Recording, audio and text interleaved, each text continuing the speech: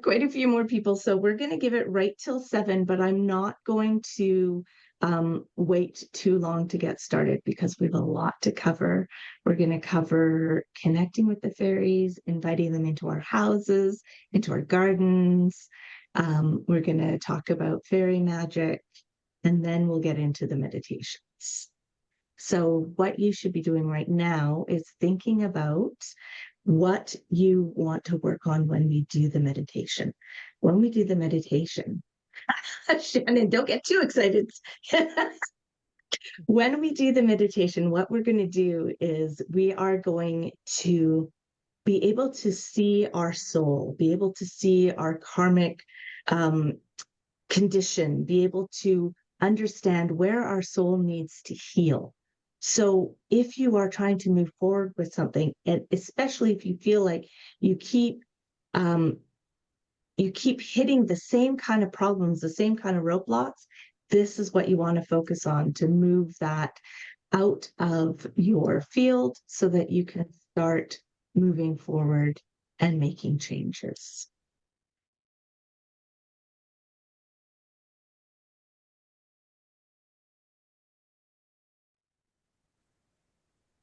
And once this is all done, I will edit it down and put it up on my YouTube channel so you guys can do the meditation as often as you like. Which, honestly, when we're doing stuff, you're welcome. When we're doing stuff like this, it's important to regularly do the work because what we're really doing is we're teaching our bodies what it needs to do to heal. So the more, it's just like teaching a child, the more you practice, the better it gets. The better it gets. So, doing a meditation like this on a regular basis is a good idea if you're trying to heal your body or soul. All right, it's 7 o'clock. Let's get started. I'm going to shrink the chat down. So if you do have a question, please feel free to raise your hand or try and get my attention that way, just because I'm not going to pay close attention to the chat so that I can focus on walking you guys through this. So welcome, everyone. Blessed Beltaine, happy Beltaine. Beltaine is the opposite to Samhain. It is whereas Samhain is connecting with our ancestors and recognizing the importance of the death and rebirth. Beltaine, or also known as May Day, is celebrating the return of life, recognizing the importance of new life coming into the world. And at Beltaine, the Faerie Folk come into the world and help the planet to repopulate, to grow, to flourish. Whereas at Samhain, the fairies leave the planet and the world goes to sleep. So today we're celebrating life and passion and rebirth and new beginnings and new exciting things happening. So again, I'll just remind everyone, make sure your phones are off. I have made sure mine is off because too many times I remind you and I don't do it myself.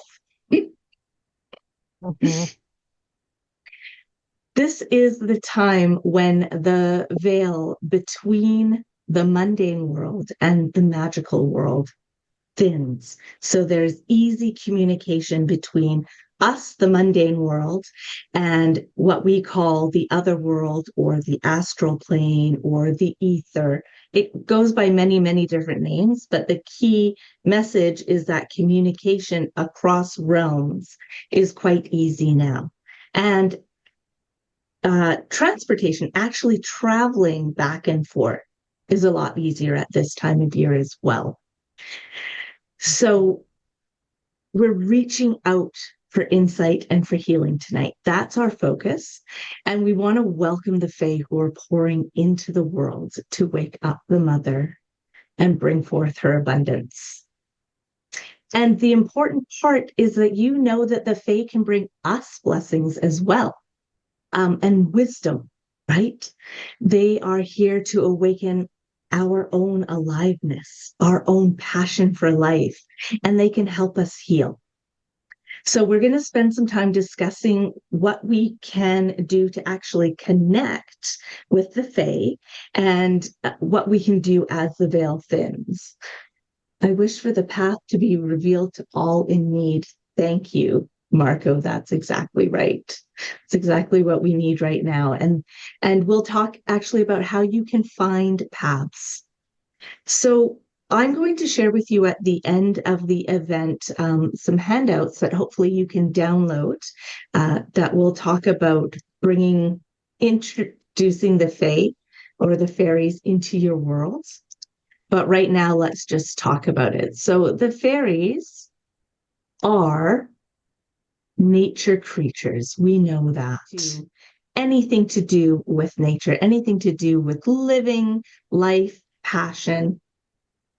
And they are not part of this world. So they're a little uneasy around us humans because we're not very good at taking care of nature. We haven't proven ourselves very well as a race, but as individuals, we can do that. We can prove ourselves.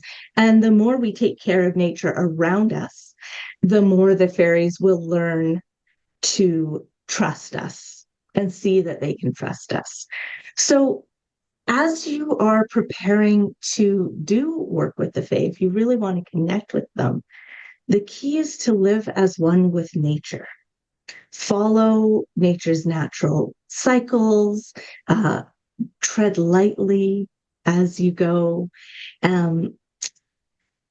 meditate, live cleanly. These are the kinds of things that will connect you with the Fae. As an experiment, try eating raw and drinking clean spring water for a week. And just think about what this does to your body and your mind and your spiritual awareness. It's going to change, or it likely will change, how you perceive and interact with reality. And then this is going to help you get in tune with the shifts of the planet. And those shifts of the planet are when the Fae are really active.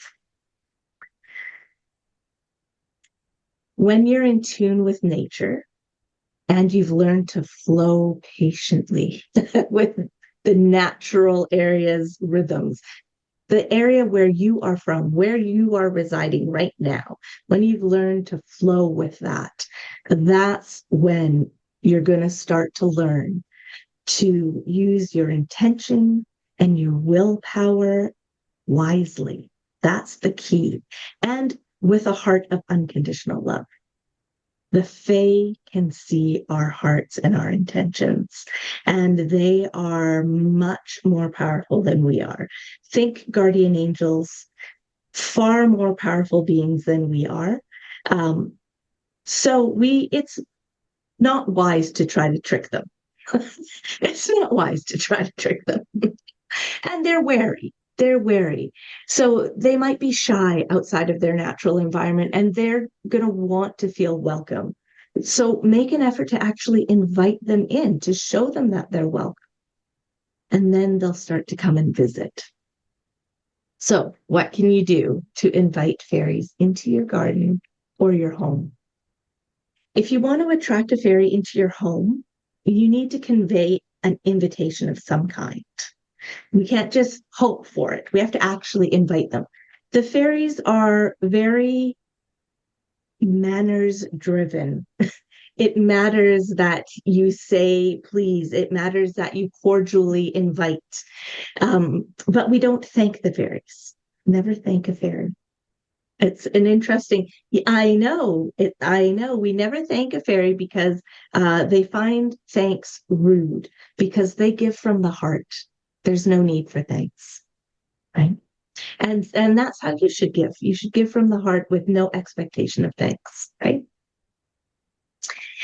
So you can actually do a written invitation.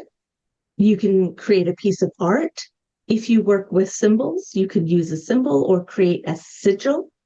Or you can just set a meditative, intentional, welcoming circle in your environment, in your space. You can also put a fairy door up or create a fairy house in your garden. Great way to invite them in. Remember, if you have a guest who comes to your house, you usually welcome them with food and drink. The fairies expect the same thing. They love sweets. So milk and honey, perfect gifts, especially for Beltaine, perfect gifts to leave out for the fairies. Um, in our ancestors' times, we would leave out butter, cream, and cakes to attract fairies into our homes and gardens. It's something to think about over the next week or so. Note also that fairies and pixies in particular are really attracted to shiny things. So coins, sparkling crystals, light catchers, anything like that that you can add to your garden or to your home, that will bring them into. All right, let's talk specifically about rituals or spells that we can do to bring fairies into our lives. Is create a fairy spell. A fairy spell is typically composed of really cleverly rhyming verses. So it needs a little bit of talent, and they're written, of course, with joyful intention, attracting helpful fairies in. Remember to always clarify that you want a helpful fairy, because fairies are very good at teaching you lessons by having things go wrong so that you can learn from those situations. So we want to joyfully invite helpful fairies in. And then once you've written that poem, you're then going to recite the poem. And when you recite it, you want to recite any spell with pure intention, with pure emotion. Okay. So when you make a ritual of it, write the poem or the spell, go somewhere beautiful, sit down in meditation, recite the poem out loud if you can. If you can go somewhere really private, out in nature where there's not a lot of people, it's a perfect place. And then clearly state your desire to commune with the fairies. And once you've done that, then just meditate for a little while out in nature and start to watch for synchronicities, because those synchronicities are what are going to teach you how the fairies want to connect with you, just like your guides. Now, you can also create a fairy altar, also known as a fairy garden in a lot of places. The altar is erected outdoors, of course, in a place ideally that's free from human interruption or disturbance, and ideally in a place that's high in spiritual energy. So if you happen to know where there are some ley lines or where a sacred space, this would be a good place to do it.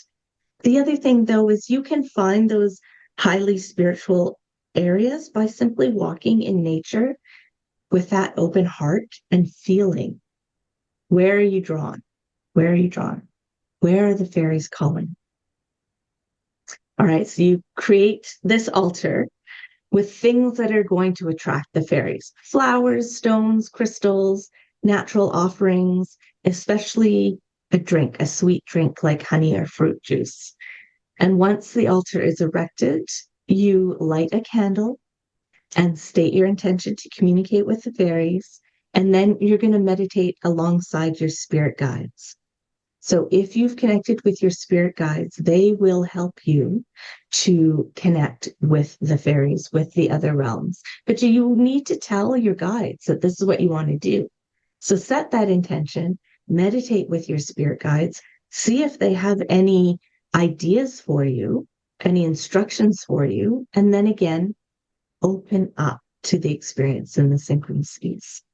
Another thing that you can do is create an elemental altar. So, very similarly, create an altar, but it's dedicated to the four worldly elements: air, fire, water, and earth. We place these items on the altar to represent the elements, and then light the candle, which ideally is representing fire, and the same thing. Meditate, set your intention, meditate with your spirit guides. Remember, you're out in nature and we're heading into summer. So watch for fire hazards. Watch for fire hazards, because that would really piss off the fairies. You don't want to be setting their world on fire. The other thing that you can do is create a fairy charm. So this is like a talisman or an amulet, but you're going to make it out of naturally decomposing things. Okay. Because you're going to leave it out in nature. So it's going to attract the fairies.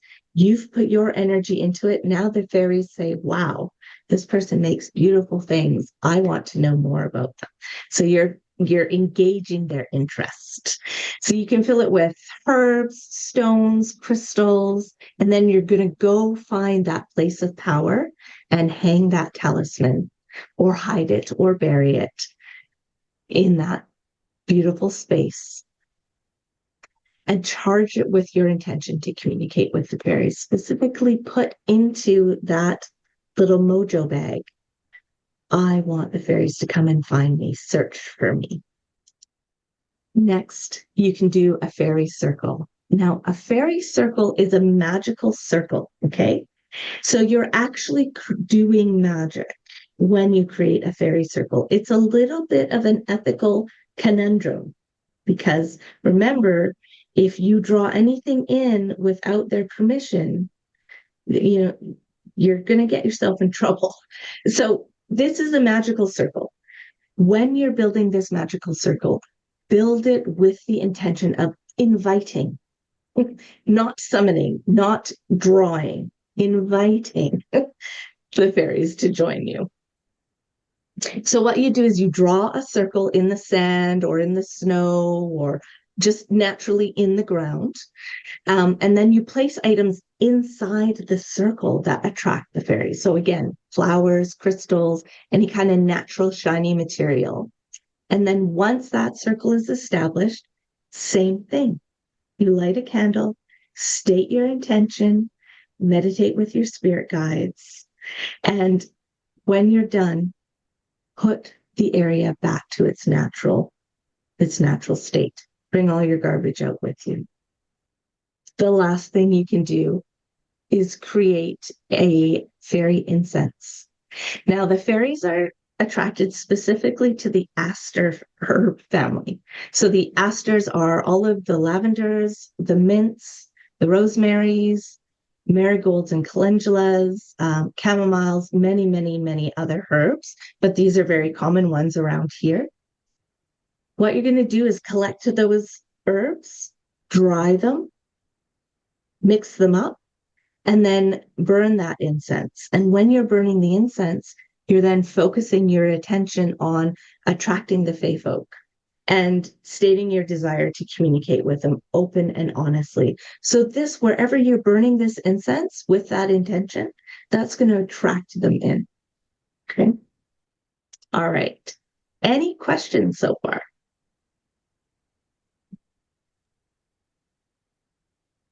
Lisa, Mm-hmm. when you talk about incense, it sounds to me more like a potpourri or Yes. So an incense doesn't have to be a long stick or a cone. It's just a mixture of herbs. So you can actually get a charcoal and drop your incense on that charcoal, just like you would do with white sage With resin, yeah. or smudging herbs. Same thing, and do it that way. Yeah, okay. absolutely. You can, if you want to get super complicated about it, you can actually take those dried herbs and mix them with a compound that will make them moist and sticky and, form your own cones, but you don't have to. But the more effort you put into it, Good point. yeah, the more effort you put into it, you're welcome. You're welcome. Google it. I'm sure you'll be able to find making your own incense. Yeah. I would Google making cones because it talks about the medium used to mix to hold all the herbs together. That's what you want to do. Okay, let's talk about rituals and spells. I mentioned it a little bit earlier. We want to refrain from summoning existing living beings because unless that being actually gives their permission and chooses to work with you, you are then forcing your will against another living being's will. And obviously, we never want to do that. So there are a lot of old rituals, old spells out there that assume that humans are the most powerful, most important uh, beings in the universe. And I think that magic has really evolved in that we recognize that although we may be the superior creatures here on this planet, we aren't necessarily the most superior creatures and everywhere. And there are lots of beings out there who want to work with us as equals. We don't have to force our will upon them. We can simply invite co-creation, and it happens. There's no need to summon. So just be careful about when you're doing your research, where you're pulling your spells from. Remember, no matter what ritual or spell you choose to use to communicate with the fairies, always remember to treat them with respect. Their presence is an honor. They want you to be open and honest with them. The fairies are powerful. Think about what angels can do. Fairies can do the same thing.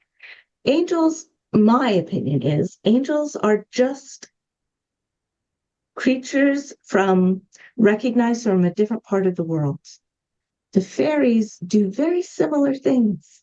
They both have wings. They both teach humans, but we have a different understanding of what these other realms do. They're powerful, they're wise, they're playful, yes, but they have their own agendas and they can get pissed off just as much as we can. And we don't want them angry with us. So, if you really want to bring these specific entities or specific energies into your reality from a parallel reality, think about learning more about shamanism. Consider reading shamanistic texts, specifically about journeying and tuning into the second attention, okay, or etheric weaving through shadow planes. These are the things that you want to research to start finding the information you want to cross these thin veils. It's going to introduce you to the concepts of greater reality beyond our physical realm. And it's an understanding that many of our societies have forgotten. So many. Another way to improve your chances is to find a remote space in nature where you're not going to be disturbed, where other people aren't going to accidentally fall upon your experience. And just simply start walking. And as you walk, send your intention out there. Send your intention to connect with and meet the nature spirits of that area. And hopefully, some of these spirits will be allied with fairies and elves and pixies and brownies. And they'll be able to help you find where to make that connection. They may be able to actually show you a place where you can do the crossing over. One piece of the puzzle to detect where these dimensional veils are thin is to look again for sites of spiritual power with high levels of energy, waterfalls, hidden groves, even even religious spaces, um, boneyards, these kinds of things. They have amazing power connected to them.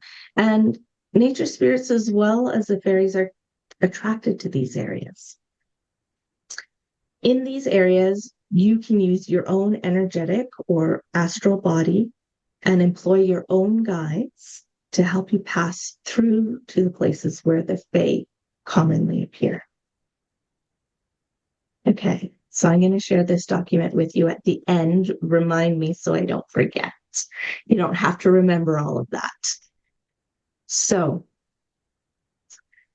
let's now talk about who we're going to be working with tonight.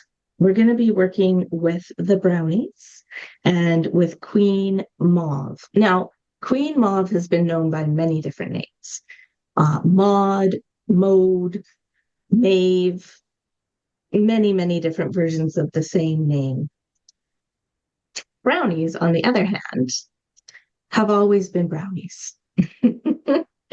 So these are cute little creatures. They tend to want to be around humans.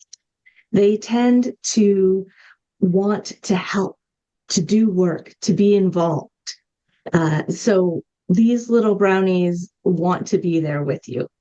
They hang out in homes. They also hang out in especially places like farms, farmhouses, places where there are animals, places where things are growing, where animals are living. So if you have a garden, if you have pets, if you attract the birds into your yard and the squirrels, this is going to attract brownies. Tonight, we're going to connect with a field brownie. So, a brownie who's out in the wild who has not yet found their family to work with. If you do attract a brownie, it's important to say thank you. And in the old days, houses that had brownies would actually leave thank you gifts once a week. Now, they would leave thank you gifts, but they would not verbalize thank you. An exchange, right? An exchange. So they would often give things like milk, small loaves of bread, sweetbreads, these kinds of things. Leave them out once a week for the brownies. Where is Queen Mauve? Queen Mauve has a very long history. She's the queen of the fairies, obviously. She is known for at least 800 years. We have written written stories of her for at least 800 years from the British Isles. Now, when we're talking fairies, we really are thinking of creatures that come from the mythology of the British Isles. When you start moving into the mainland, the mythology changes slightly. Okay, so to have an understanding of where it's coming from. Queen Mauve even was around and acted somewhat like a Santa Claus before Santa Claus was around. She would leave treats in children's stockings, just like Christopher, Saint Nick, just like Saint Nick. So she is obviously, as a queen should be, extremely beautiful, much more beautiful than any human could ever be. She usually dresses in long white gowns. She has long red hair. She usually wears it in a single thick braid. And of course, she wears a tiara because she is a queen.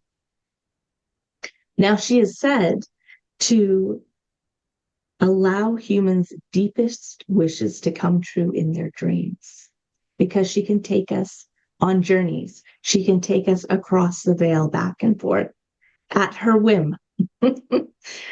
So she can take us for journeys in our dreams. And remember, when we ourselves are in a deep meditative state, it's like a dreamlike state. So we're stepping into that dream world. We're crossing over just by getting into that deep meditative state. So during your meditation tonight, we're going to accept Queen Mauve's invitation to take us into the astral plane.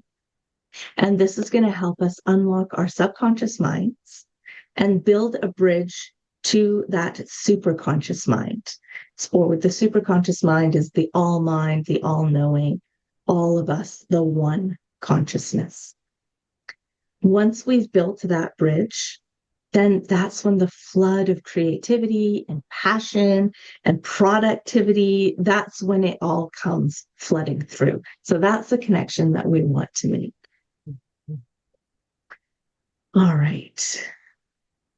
Have I missed anything? And does anyone have any questions?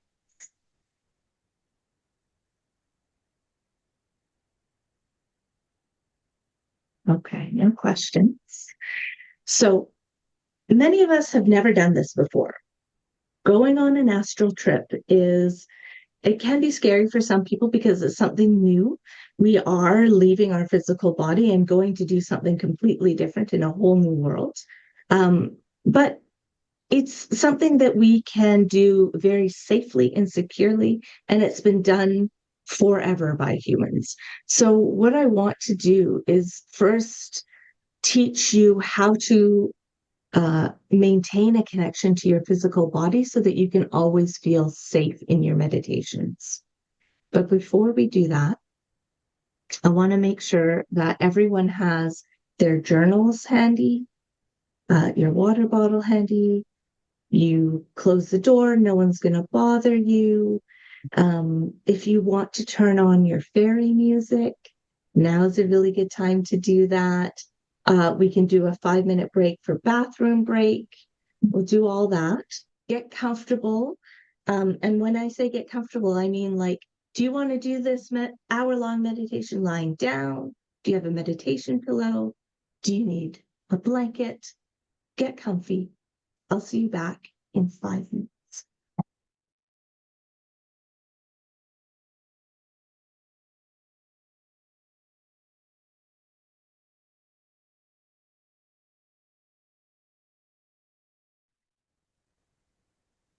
So let's begin again, breathing deeply,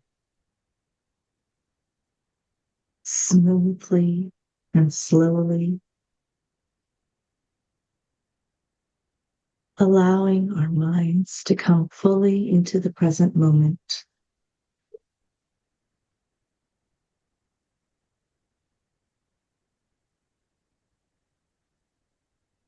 And now allow your mind to sweep through your body from head to toes, to your fingertips and your nose, and your ears, and even all your body hair. Allow your mind to truly connect with your body in a way that it never has before.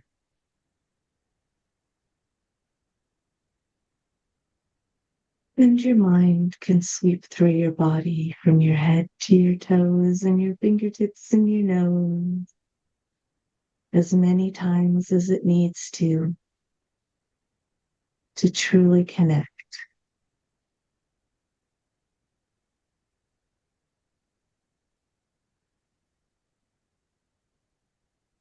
And when you're ready, bring your mind's attention to your silver cord. The silver cord is the connection between your etheric or astral body and your physical body. It allows your astral body to travel far and wide and to always be able to find its way home. Everyone's silver cord attaches at a different place. So simply ask yourself, where is my silver cord? And allow your mind to settle into that space in your body.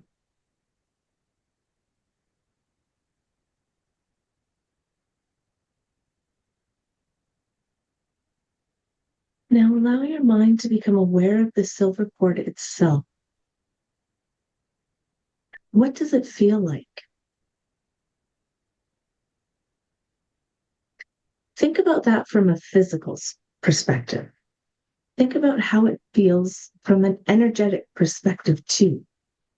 Is it a bungee cord?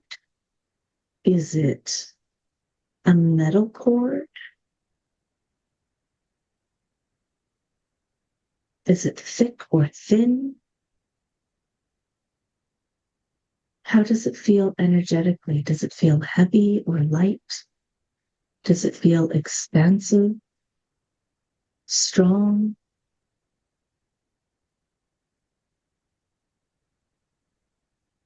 Once you have a feel for this cord, I want you to follow that energetic cord from your physical body to your etheric body. Where does the cord take you? More specifically, where on your energetic body does the silver cord attach? Does the connection feel secure? Does the connection feel secure on your physical body? Is there anything that you'd like to change or improve about your cord or about your connection?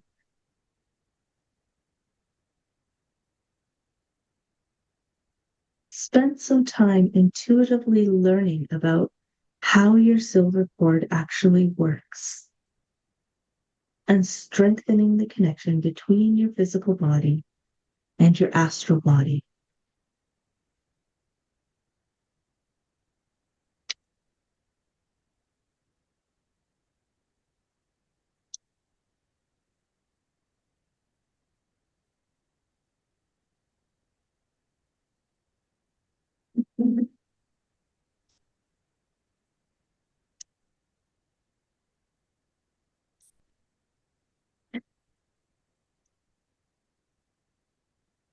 Think about how you would like to strengthen your cord.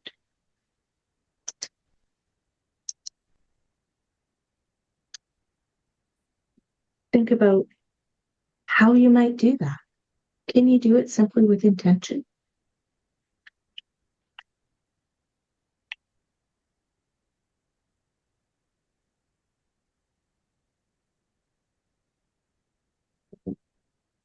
Can you ask your guides to help you if for some reason you're feeling your intention isn't quite enough?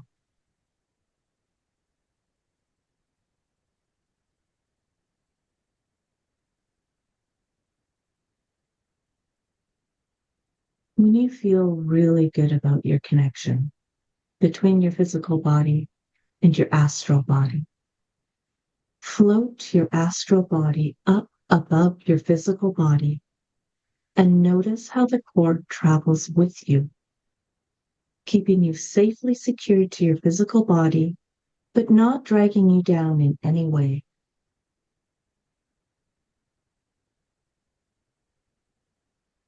Simply will it to be so, and see how your astral body flies free. Try floating up to the top of the room.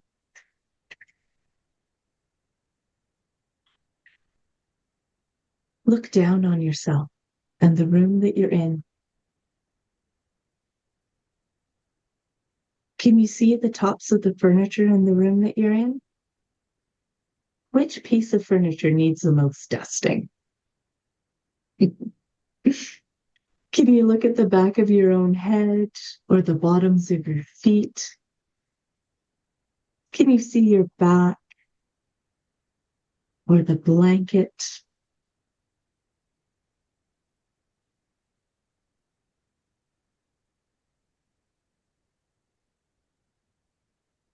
And allow yourself to float around the room and look and feel, smell, taste, and touch. The astral body can do all these things.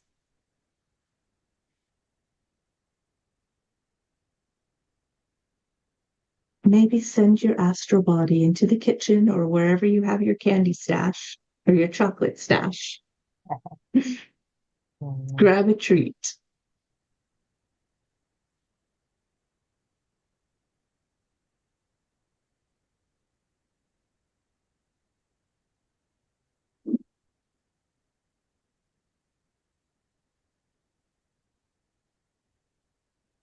All right.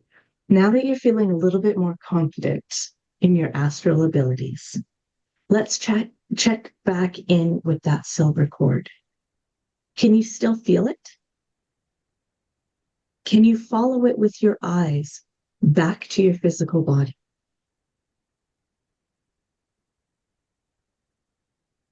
Great. Now that you've had a little fun and you've learned to see the path back to your physical body, let's follow that path back to our bodies. Settle your astral body back into your physical body as we flow right into the next meditation. During this meditation, I'll be using 3 sacred Reiki symbols to heighten your experiences and strengthen your connections.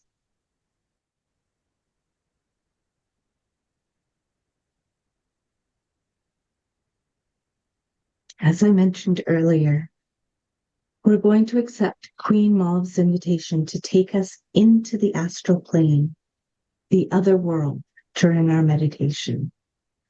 This is going to help us unlock our subconscious minds and build a bridge to the superconscious. Once we've built that bridge, the floodgates of creativity, passion, and productivity, everything that we desire in our lives will open for us. We'll embark on this transformative journey via a profound distance healing meditation, during which I will project several Reiki symbols to you to help you connect with your higher self on the astral plane. When we make this connection, we'll be able to work on healing ourselves at this deep spiritual level. So I invite you to think about an area in your life that really requires a burst of creativity and innovation. Something that may be long-term, or something that you know is healing, but you just haven't quite figured out how to heal it yet. Go ahead and set your intention to clear this energetic block during this meditation tonight.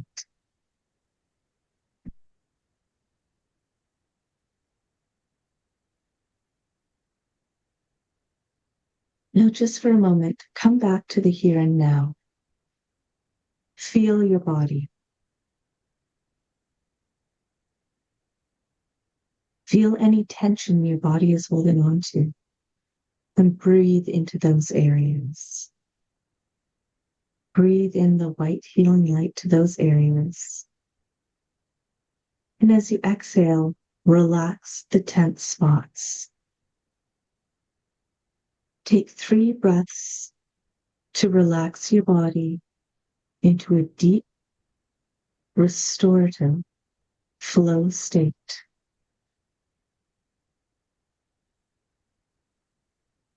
Allow your brain waves to slow and your mind to quiet down.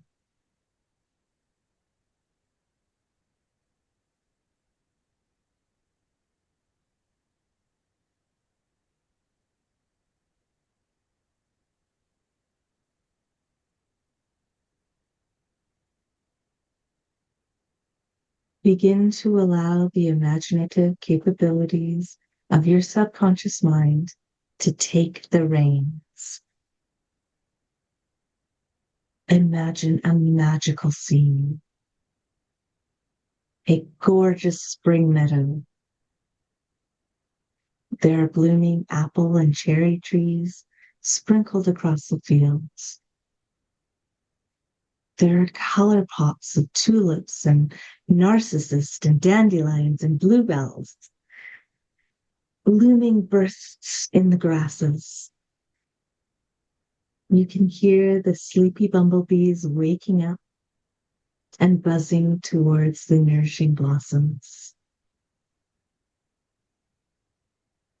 Make the meadow your own.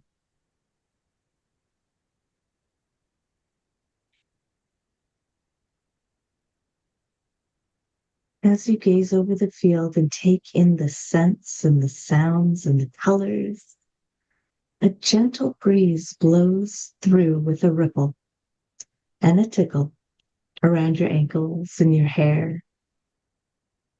The breeze seems to blow towards a particular tree in the field and wisps around it, causing its petals to shower onto the air all around it. Maybe you should walk towards that beautiful tree.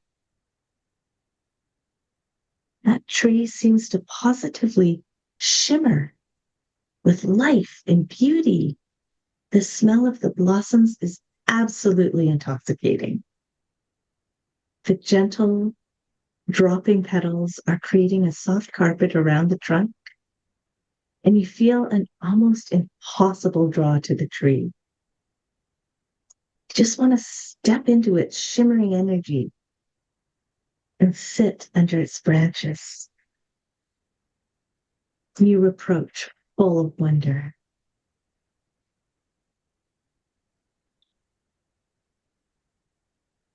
You circle the tree, taking it in from every angle.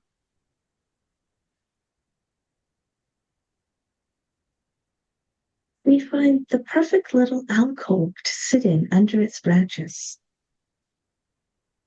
Why not? Why wouldn't you want to sit in that alcove? What a beautiful experience to sit under the branches of this gorgeous being in this lovely sunny field.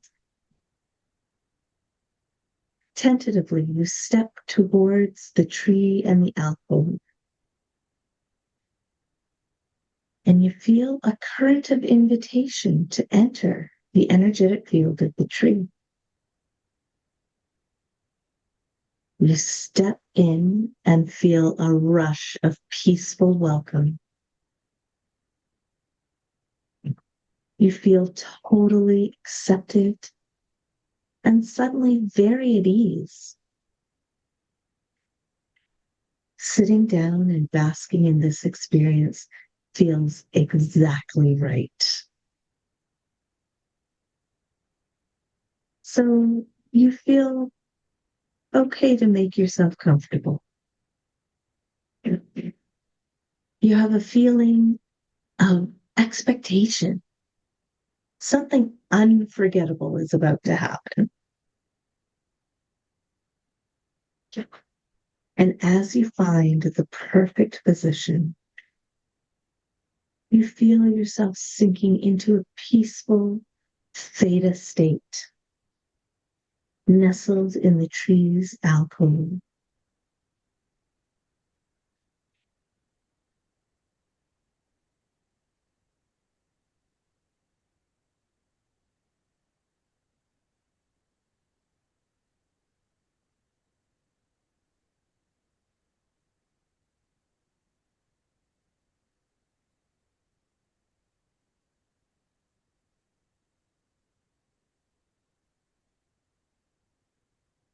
As you settle into your meditative state, in your meditative space, your mind opens to new and wonderful possibilities.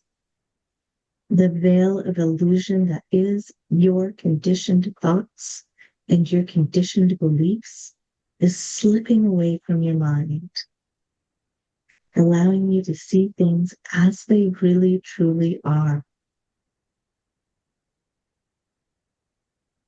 You begin to realize that you can recreate your own reality as fully yours and not as part of someone else's limited projection.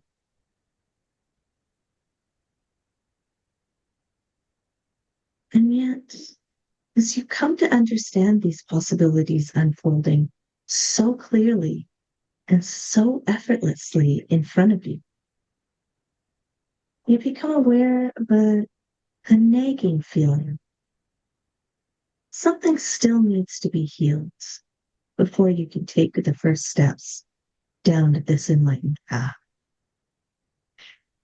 Think on this for a moment.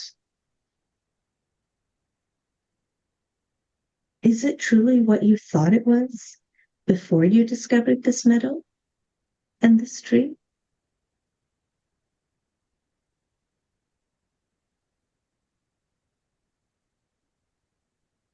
Is it something slightly or completely different?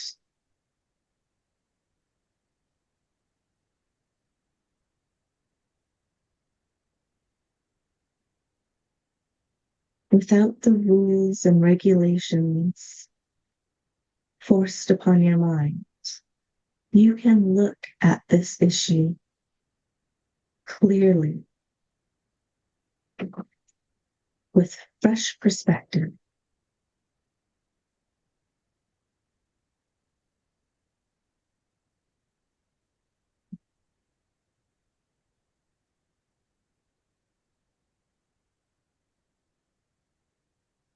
And as you're pondering, you think you feel a presence.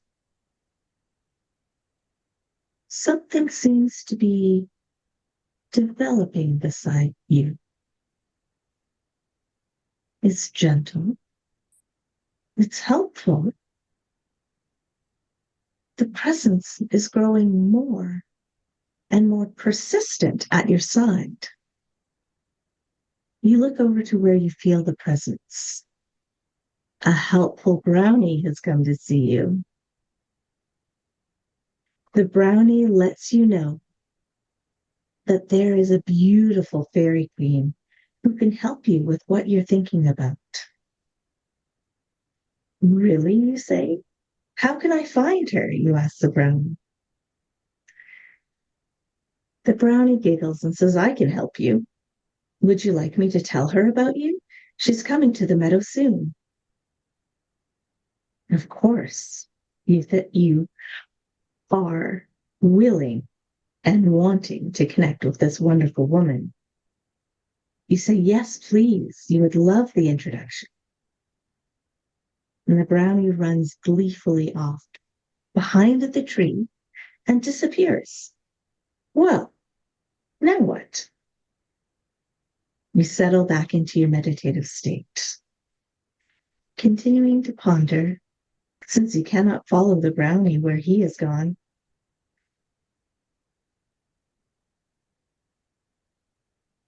And shortly, because time has no meaning in these places, you begin to feel a sudden shift in the energy under the massive tree branches. What is that tinkling you hear? Are the birds singing more loudly? The air seems to shimmer and sparkle all around you.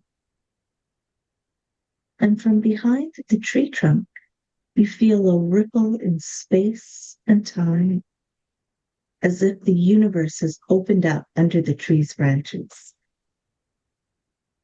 And you can hear the clip-clopping of horses' hooves. And suddenly you feel the hot breath of a horse just beside you. A majestic horse is stepping through the veil into the tree's space right beside you.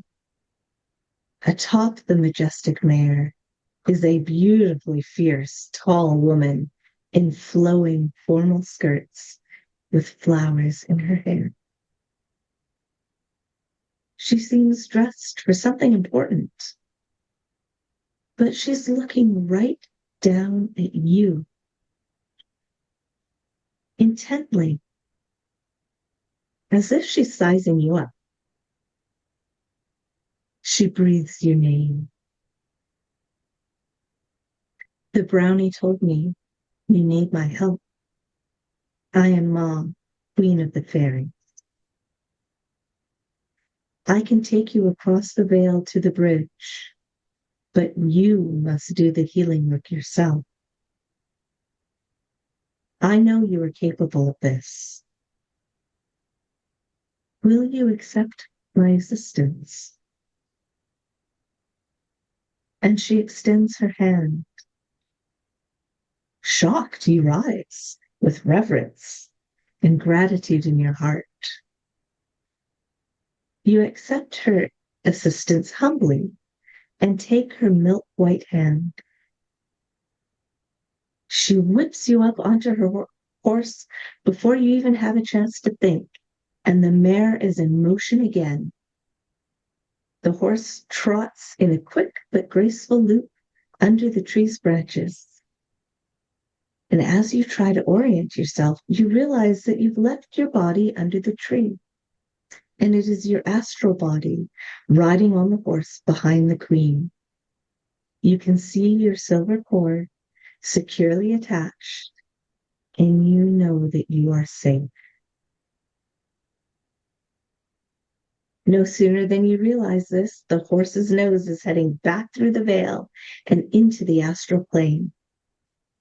You pass through the gossamer veil of the plains, feeling a gentle brushing across your skin and through your hair. The air shimmers and sparkles, and you are now on a rainbow bridge in space.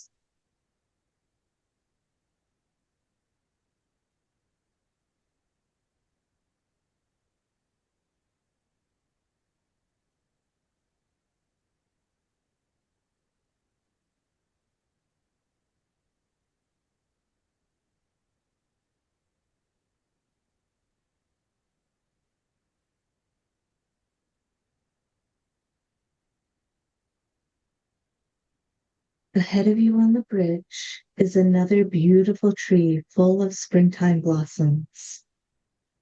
The queen directs you off the horse and points towards the blossoming tree. Under those branches, you will find a way to heal your higher self on every level and in every dimension. Go and trust your intuition, says the queen. And with that, she turns and heads back through the veil into the meadow you just came from. You can see your body resting peacefully under the tree, and the helpful brownie is sitting with your body, keeping it safe.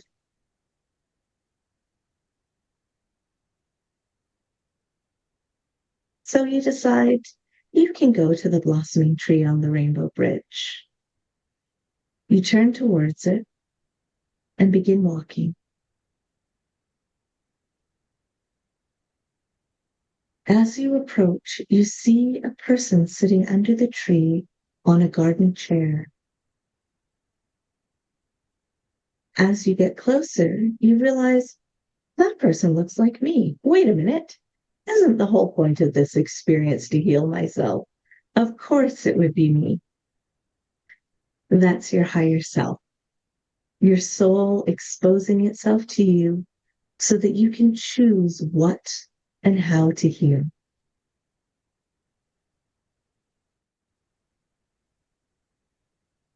That issue you were pondering in the meadow comes to your mind. And as you consider it here on the astral plane, you begin to see its effects on your higher self. You know that this is your highest self, your pure soul. How does this issue present itself to you? Can you see a physical representation, such as a piece of jewelry or a repressive chain?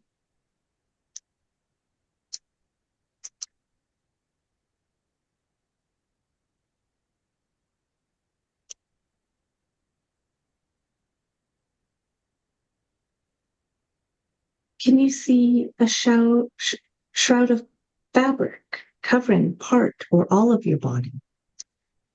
Do you sense a smell or a denseness in a specific part of your higher self?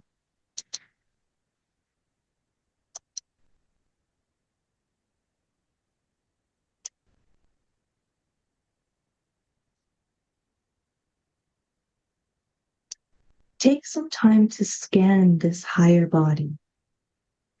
And as you do, the body will float up and starfish, just like the Venetian man, showing you a map of your higher self. Begin to examine from head to toe your highest self.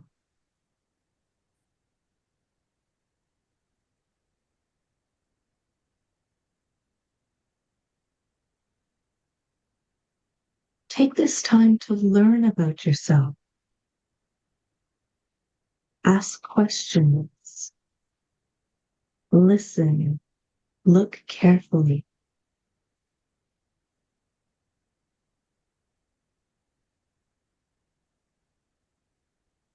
When you've finished a surface scan, look at the deeper levels of the body, the circulatory system, the bone, the muscles, the organs.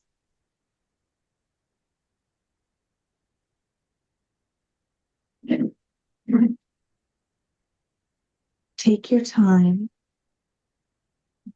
and ask your highest self to be clear with you, to make the messages easy to understand.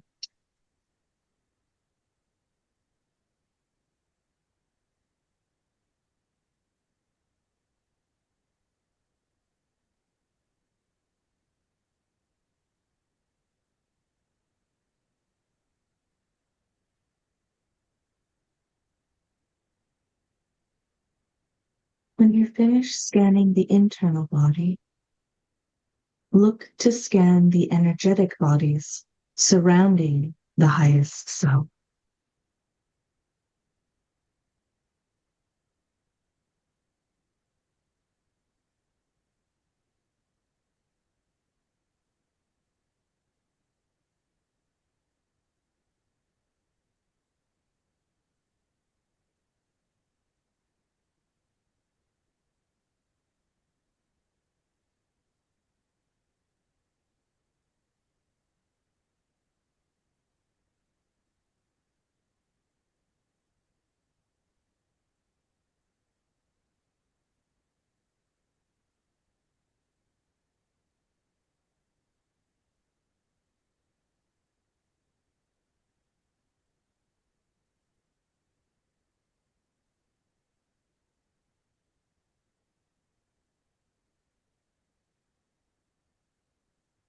What have you learned? What do you want to learn? What are you curious to learn more about? I invite you to hone in on the areas that you've learned about that are asking for healing. Ask your highest self, how can I heal this?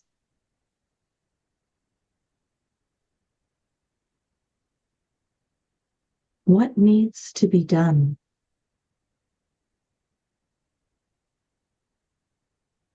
And then trust your intuition. Don't question it. Listen earnestly and humbly.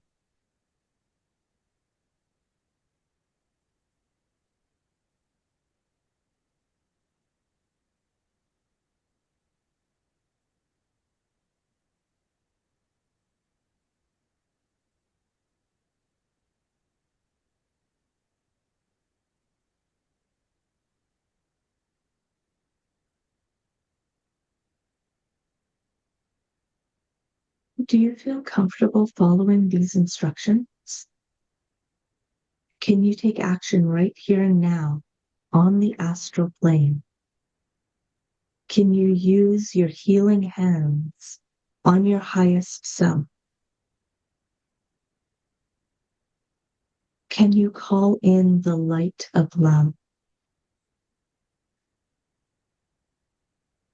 Can you call in the winds of change?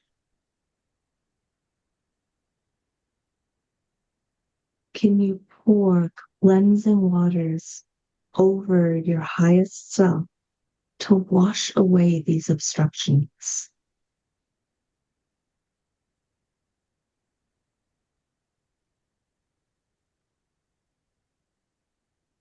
Take some time to do what needs to be done to move this healing forward for you permanently and completely in every dimension, on every plane, in every time, and in every life.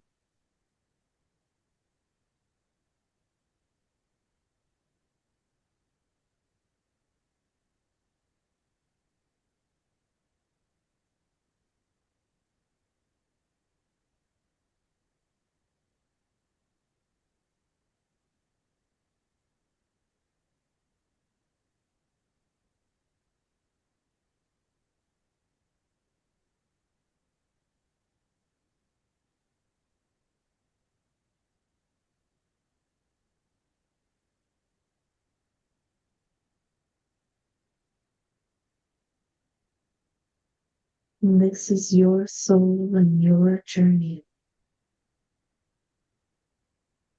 You can make the choice to heal now and to do the work necessary to keep this healing, to allow it to become permanent.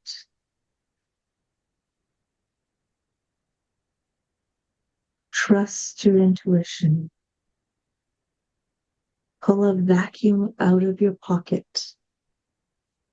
Call in the waters. Get an axe and chop it away, whatever feels right. Trust your intuition.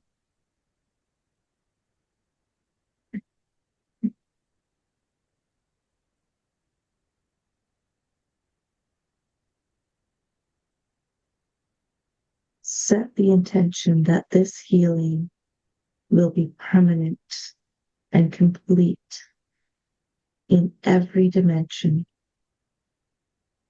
on every plane, in every time, in every life.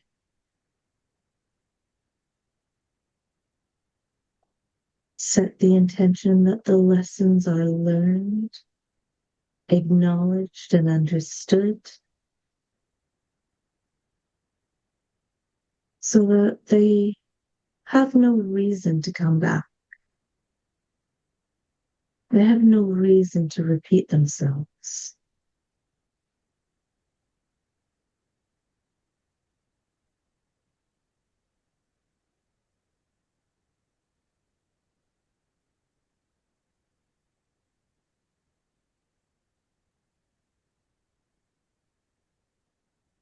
Now, sweep that highest self clear of all the dust and mess and junk that you've just released. Blow it clear, feather it clear, vacuum it clear. Get all that dust off your energetic self. Let it all fall to the rainbow bridge as your highest self floats in front of you.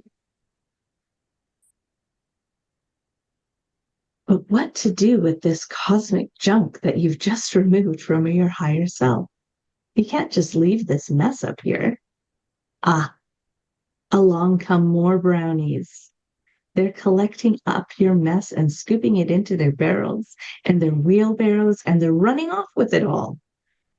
Amazed, you wave and wish them well.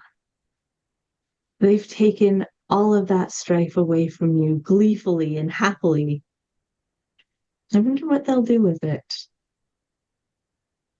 All that's left is a bright and shiny highest self, worth your acknowledgement and your blessings. So take a moment and turn your healing hands and your healing heart towards your highest self.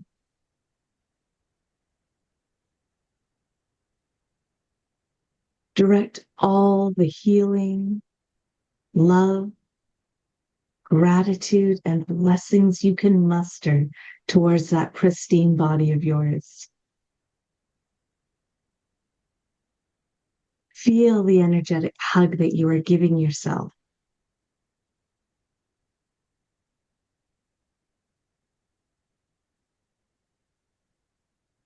And as you embrace the feeling of that hug wrapping all around you, you feel your highest self merging with your astral body, becoming one to return with you to your physical body.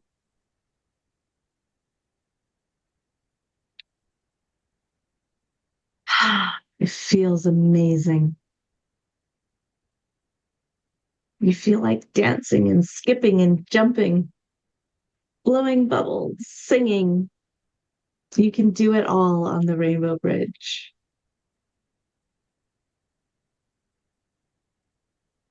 And with this realization that you can do anything, You turn and walk back towards the veil on the bridge. And just as you realize you're not really sure how to get back to the other side, the horse's nose pokes through and she whinnies. And you know you simply need to walk through into the meadow again. You feel the veil sweep across your skin and through your hair as you step back onto the petals underneath your tree. And sleeping there safely in the alcove is your physical body and the friendly brownie who brought this connection to you, and the magnificent mare gently grazing in the grasses. Take a moment to really take in what you just experienced. Really integrate it. Know it to be true. Feel it to be true. Acknowledge it has happened.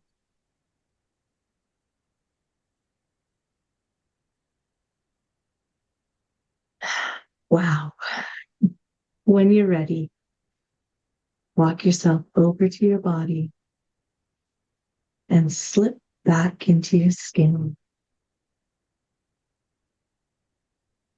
Feel the connection of the body to this earth in the alcove. Feel the sleep in your muscles and your eyes. Feel the roughness of the tree's bark and the silky smoothness of the petals under your feet and your fingers. Stretch your body, your magnificent body, and give a smile down to the friendly brownie,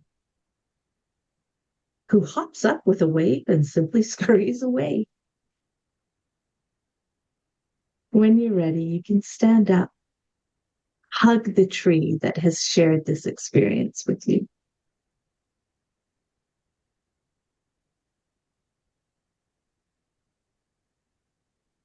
Step or dance back into the meadow.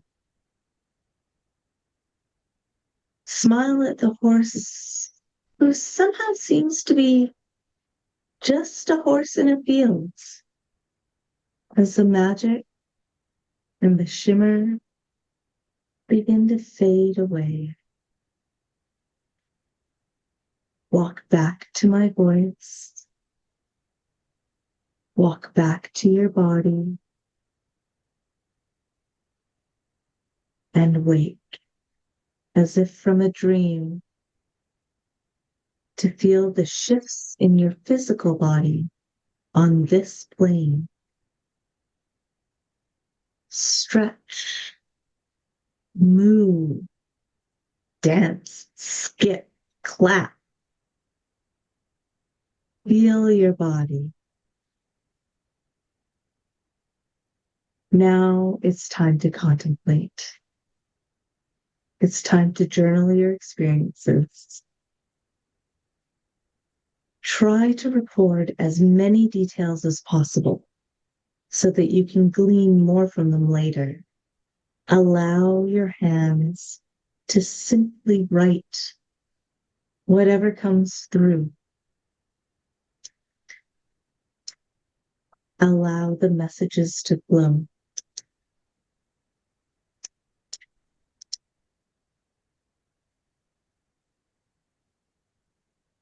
And when you're ready, come on back. I'll give you a few minutes to journal while I upload the file for you.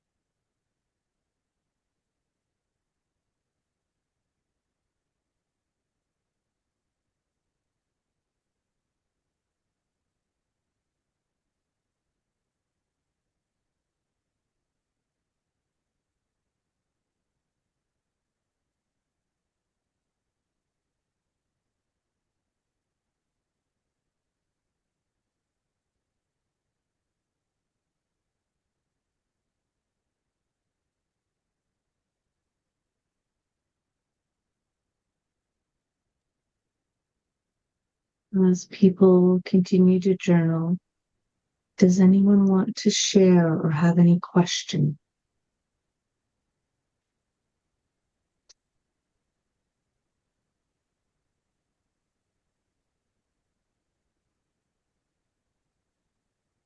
Did everyone fall asleep?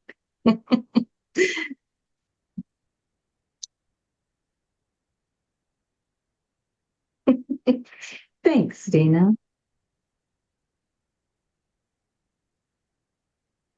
Don't forget to download your Attracting Fairies document. Not even close to falling. What's that, Marco? No, we did not fall asleep. Not even close.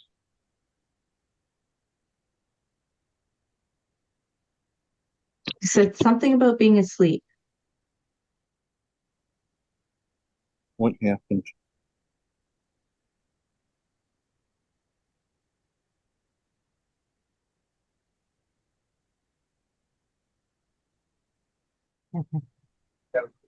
I'm sorry. Can you hear me now?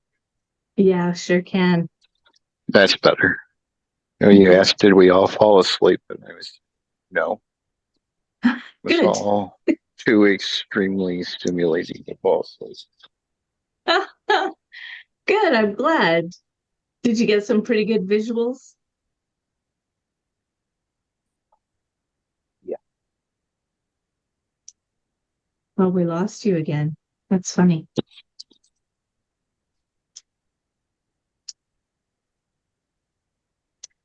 Yes, I did get. It was very visual. Good. Good. And was everyone able to get onto the bridge and see their higher selves, see a body that they could work on? Yes, no, a little bit. With Yes. practice. With practice. Yeah. This becomes easier and easier as you do it. You will learn to scan yourself from head to toe. And as you become more adept at distance healing, you can do this kind of work for yourself all the time. And this is actually how I do work when I'm doing distance healing on my clients. So you go connect on the distance bridge, and I'm able to scan their bodies and see where the work needs to be done and what the emotion is. And it's so interesting how things are shown. Sometimes it's very, very visual. Sometimes it's just a feeling. Sometimes it's a sound or a scent. So make sure that you write everything down so that you can analyze later. And in your dreams over the next couple of days, you may find that more understanding comes through as well. Oh, Shannon, that's beautiful.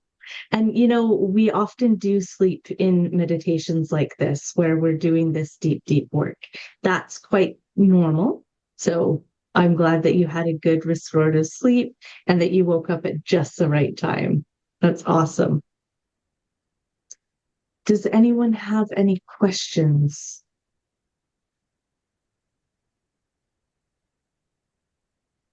Yes, the recording will go up on YouTube after I do some editing. So in the next week or so.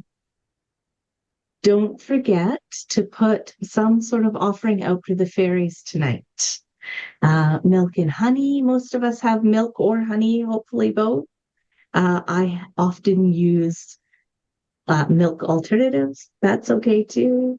Nuts and seeds, um, cakes, something sweet, sugar cube. That's all good. That's all good. It's the intention that matters. And I was reminded during our break that the fairies love bubbles.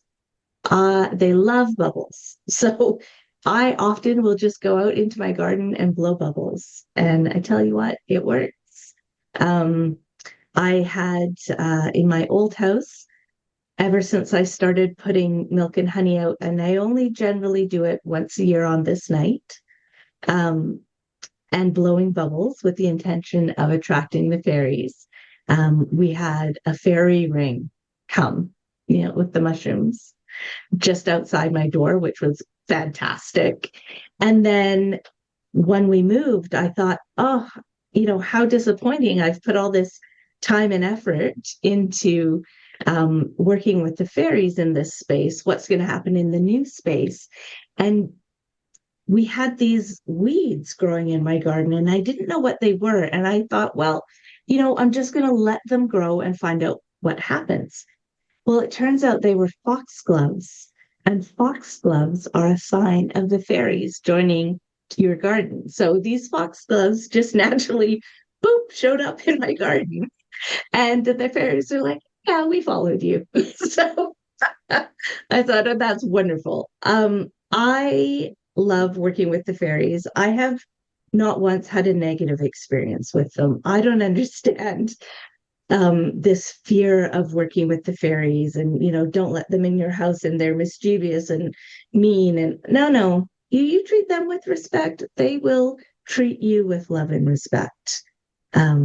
So just keep that in mind. I have nothing negative to say about my experiences with them.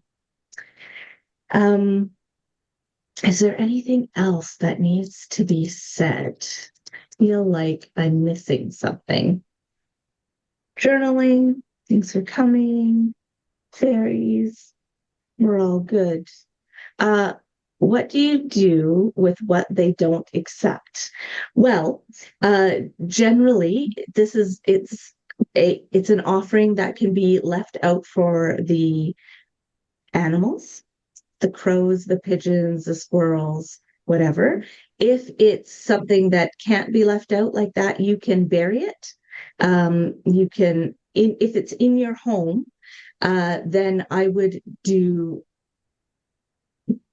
not do things that can't be eaten. Put it on a windowsill with the window open. Like if you want to do a bowl of milk and honey, put it on the windowsill, and leave the window open, or do incense, do fairy doors, paint a fairy door on your wall, these kinds of things, rather than doing food that can just rot. The other thing that you can do is I leave it out often on my porch. So it's still part of my house, but it's not inside the house and the animals can naturally get to it. If you want to do food in your home, you can bury it when you're done with it. You do it that way. Or add it to a compost pile if you've got a compost pile outside. That's fine. Absolutely.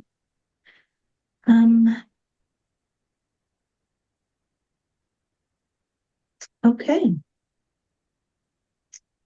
The last thing we want to do is say thank you for coming. Thank you very much for being here.